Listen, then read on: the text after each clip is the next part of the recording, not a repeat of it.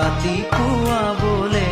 কিমান পথ ডাৱৰে ডাৱৰে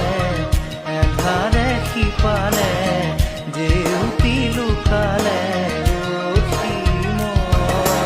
নভবা কথাও হঠাতে হয় চাগে